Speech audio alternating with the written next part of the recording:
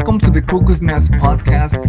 I am your host, Charlie Cool, and our guest, our 10th guest of season number 3, is my best friend during my years at Fuller Theological Seminary in Pasadena, Alejandro Shin. Would you please welcome him? Yes. Thank you for inviting me once again. Thank you for coming. I do this every time when you come and visit me. I think I assault you with these podcast episodes. I think it's like the third time. You catch me. You first buy me food, and then you say, "Hey, and then I say you gotta pay for it by being on my podcast. Nothing is free." Yeah. No, just kidding. Good coffee. Yes, it's a good coffee. Because you're visiting from Seminario Todas las Naciones in the Juarez City, and you are on furlough. You're as a missionary, full-time missionary out there. You're visiting home. How long is your break? Well, this time, usually this time of the year, it's only for 3 weeks. But this time, I'm gonna stay a little bit longer because we have a family reunion here in California. Some relatives are gonna come to visit us in California in January. So I'm gonna stay. Oh, relatives, are they visiting from outside of the country? Yes, from Argentina. Wow, de Buenos Aires? Yes, from Buenos Aires. Well, so your father is gonna host the reunion in that house on Appian Way? Yes. Oh, very nice. Wow, that's cool. When is that planned? It's planned for end of January, beginning of February. Oh, wow. Okay. That's why I'm staying here until middle of February. I thought you were staying here for my birthday, middle of January. Yeah, that too. Just kidding. Yeah, I said my relatives, hey, come for the end of January, so I can stay. Oh, okay. Yeah. Okay. Well, that's cool. I wanted to ask you some questions. So, how is the seminary doing right now? How is it? Honestly, we could say we survived the pandemic, even though there is new waves of COVID, but so far we did okay. We are staying indoor. We just go outside for few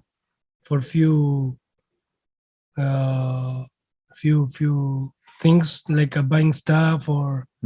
Yeah, that's what we do. We are doing okay, and I think we are handling pretty well. I think you shared with me that you have enrolled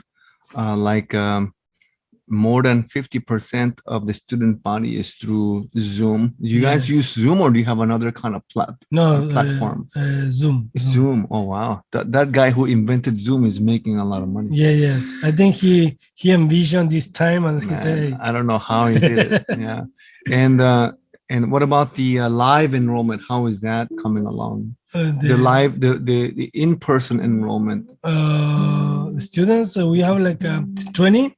Okay. And then we have let's say 60 online or 80 online. Oh, okay. Well, it's a lot more than I thought. Yes. And because many of the on-campus students, they move to online because of the situation. Yeah. So for those of you who are just joining us now, Seminario Todas las Naciones is a seminary that, according to my knowledge, was started by All Nations Church, ANC Church down in Sunland. Is it Sunland? Yes, Sunland. Yeah, big Korean church, powerful church, by the way. I remember when Pastor Yu was the senior pastor of that church. And so it has been, the seminary has been in operation for, I want to say almost 20 years? More than 20. More than 20 years. We are, I think next year or in 2 more years, we're gonna be celebrating 25th anniversary. 25th. Wow, that's a blessing from God. So every time we discuss it, I always talk about the future generations. How can they benefit from this seminary? And we want I'm personally interested in the seminary to do well in the future. So Like, how are some things that the seminary could do to secure more support from the outside networks of I guess flow of revenue, really, to support, with resources? What are some ideas that comes to your mind? I don't know. We are basically surviving because of donations. Yeah. But it's more about knowing the vision. Yes. Trusting and sharing the vision with us. I think that's the most. So the supporter. Oh, you mean like supporters would, if they had the vision. Yeah. Under the current leadership, what's the vision of the future of this seminary? We want to be a blessing to all Latin American churches, or like a Spanish-speaking community. Yeah. Throughout the world, and by preparing and training leaders. Future leaders. Do you like the music that's coming in the background? Yes. It's an accompaniment by, it's a Christmas accompaniment. Yes. Yeah, it's perfect timing. Yeah, so every time I talk about the seminary with Pastor Alejandro, I'm always curious, where do they get the support for funds? I happen to know that the primary donor is the church that started the organization. Uh-huh. And off the top of my head, because like we know that there are a lot of Hispanic pastors that have very powerful churches in the local Southland, in the Southern California area, and you're very close to El Paso, Texas. That whole area is very heavily populated with Latin Americans. Because you and me, we have a history as youth pastors taking kids down to Latin American parts. Mm-hmm. But in Mexico. Yeah, in Mexico, and we know that there's a great presence of churches, powerful pastors, leaders in the Christian field. Mm-hmm. And I'm wondering, it would be really great if they could be more aware of the seminary and find ways to support that organization, because right now you're training future pastors, not just for Mexico, but other parts of Latin America. And you know what they're saying right now? They're saying that the mission direction has shifted from it used to be north to south. Now it's south, to global south to north. It used to be west to east, but now it's more east to west. East to west, yes. I think it's been like that for quite a while now. Yeah. So now I wanted to challenge. I mean, if you were to challenge some of the Latin American pastors in your native Spanish, what would you say to them? ¿Qué dirías a los pastores que están dirigiendo en su liderazgo las iglesias locales a California o en Texas, otras partes? Yo diría que hay varias maneras o sea, más que nada nos gustaría que compartan la visión, que es preparar siervos del Evangelio que puedan, por medio del Evangelio de Jesucristo, transformar al mundo.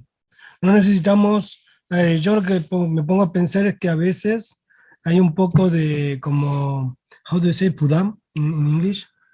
Burden in Spanish. Cierta carga.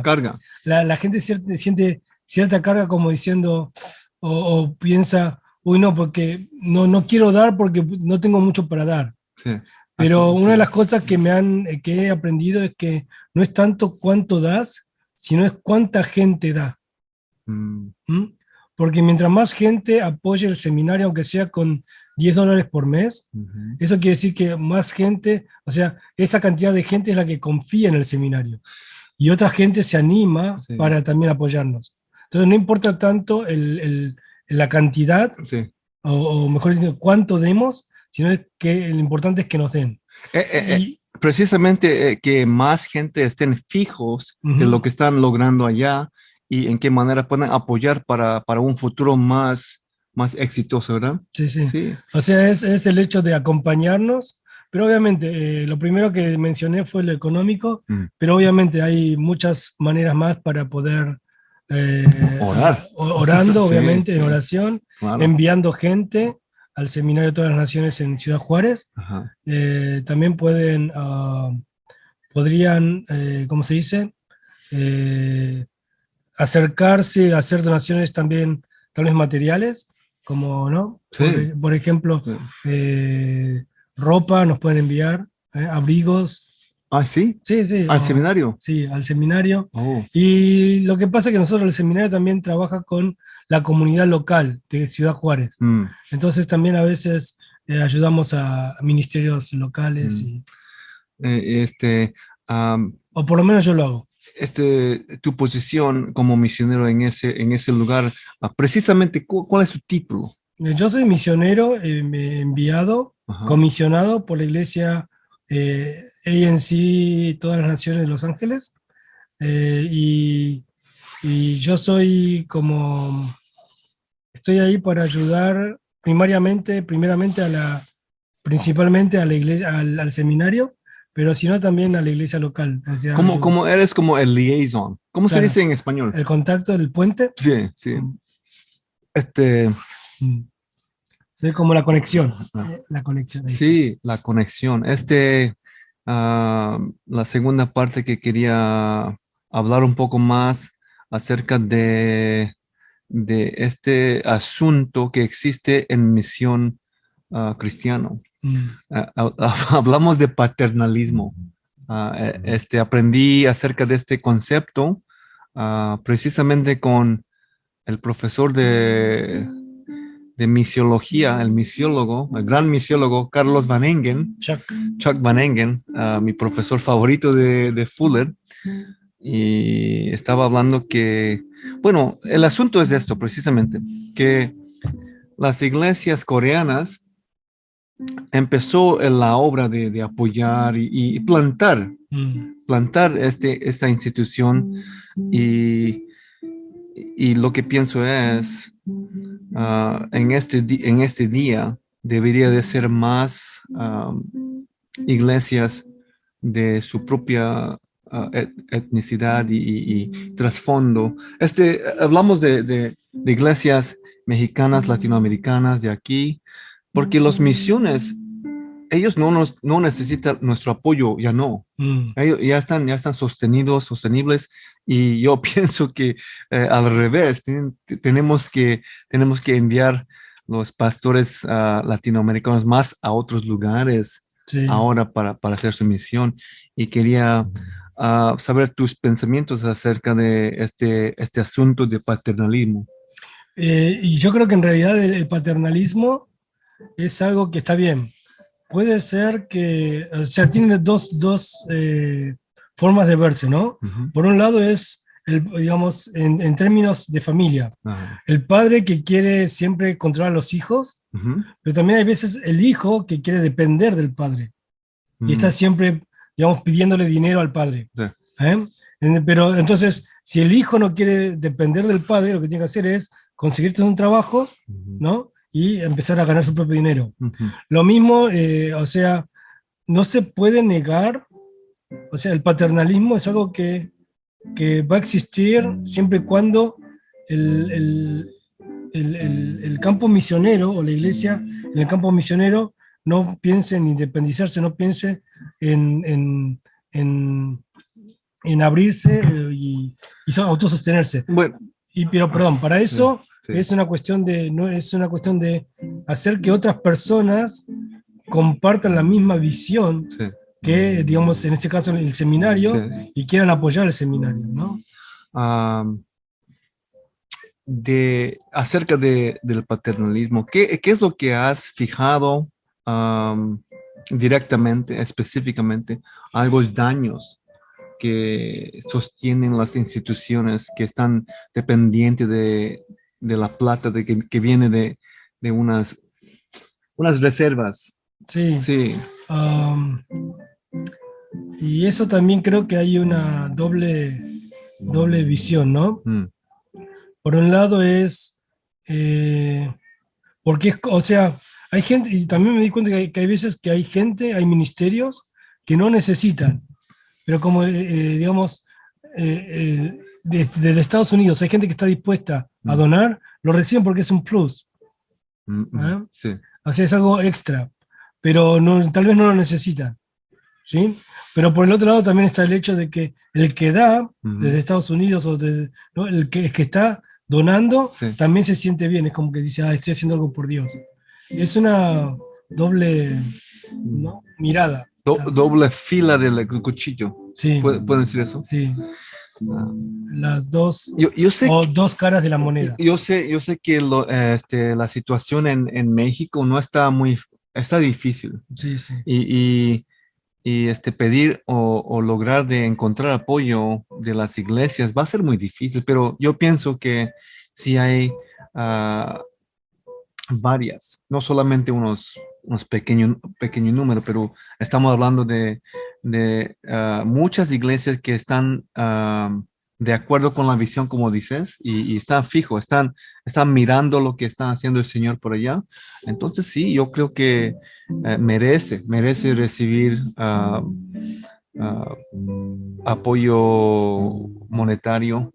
Sí. Sí. Pero como dije, no es solamente apoyo monetario. Nosotros lo que nos interesa más que nada es preparar líderes, preparar a los futuros líderes de las iglesias en Latinoamérica, ¿no? Y eso va a costar recursos. Claro. Sí. Y bueno, y de última, si no hay dinero y tenemos mucha gente, creo que tendremos que comer arroz y frijoles todo el tiempo, ¿no? Sí, es lo que tienen en el menú, ¿verdad? Claro. No, sí, yo tenía la oportunidad de visitar ese the campus. Sí. Ya podemos hablar en inglés porque el parte secreto que queríamos hablar. Now we can speak in English so that. It's up to you. Yeah. Yeah. Okay. So yeah, I mean that's what was on my mind. It's on my mind a lot because my major in college, in seminary was intercultural studies, which actually back in the old days would be a school of world mission. In my prayers, at least, definitely. Yeah. So I hear your stories, and I just want to keep praying for you. And I want the Todas las Naciones Seminary to be a great institution, a great. Yeah, sure. Yeah. And I think it's more about, as I said from the beginning. Yeah. Is sharing what God is doing through the seminary. Maybe they can have like some programs for visiting scholars from different places. Yeah, I mean, if they are able to speak in Spanish, maybe they can have. We can also translate. It's okay. Well, yeah, I mean that's the thing. I mean the place, the institution that you have available, I think is not being utilized to the maximum capacity. No. It's underutilized. So I'm thinking like a creative mind, like Pastor with the, Professor Van Engen would probably think up a lot of different ways. Maybe like they could have like a intensive, like on location, if there are aspiring missionaries to Latin America, to do an internship at your school as an adjunct scholar. I mean, I don't know. I think about it and I just go, man, God be with him. God be with Alejandro because he's getting all the prayer, right?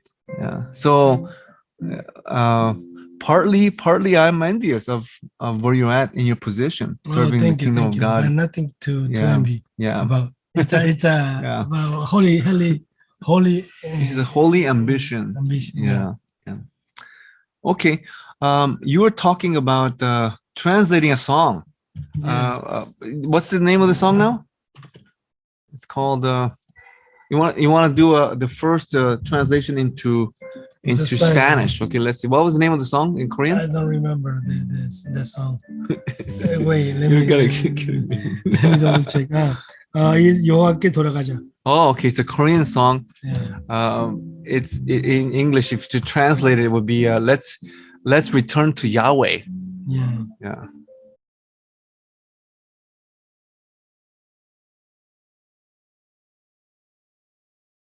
Okay, well, we're back to the Cuckoo's Nest podcast. We were gonna do a translation of a Korean song, and Pastor Alejandro was inspired to do a Spanish version of it, but he forgot that there's a whole part that he didn't translate, so we couldn't do it. And the guitar chords, I'm not familiar with those guitar chords, so next time tune in and Pastor Alejandro and I maybe will do a musical offering to or anyone who would tune in from the Latin American churches. What are your plans for after? What are some of your long-term plans at like how can people around you help you fulfill your position better at the Seminario? Well, so far I realized that as a second generation Korean born in Argentina, that my job wherever I go is always to be a bridge. Okay. To be a bridge between cultures and between the non-believers and God. Yeah. So I think ways you can support me is, of course, through your prayers. Yeah. But I mean, most likely is about prayer, because I don't think what I do, anyone else can do it. But you could also recommend me to other people who wants to like work with the seminary or So like maybe you can get a team. Yes. From your church, from your connections, from we're talking to the president of the student council of the Hispanic student body of 2 years in a row back in. Yes. So you have like tons of connections. I could think of like a bunch of pastors' names right now off the top of my head. They were my classmates. The thing is, I am always relying on God's faithfulness. That's beautiful. And he sees, he knows my needs, or he knows the needs of the ministry. Yeah. So he will provide. Okay. Any aspirations for additional schooling? I was thinking while serving at seminary, I was thinking to continue some maybe THM or PhD. Yeah. Yes. Yeah. Where I don't know exactly where we're at yet. Yeah. But for sure, I wanna. How about topic? What would be the topic of area of your research? Would it be New Testament? Would it be missiology? I would like maybe the missiology and New Testament. Yeah. Yes. Both. Yes. Or maybe the way doing mission as Paul did it.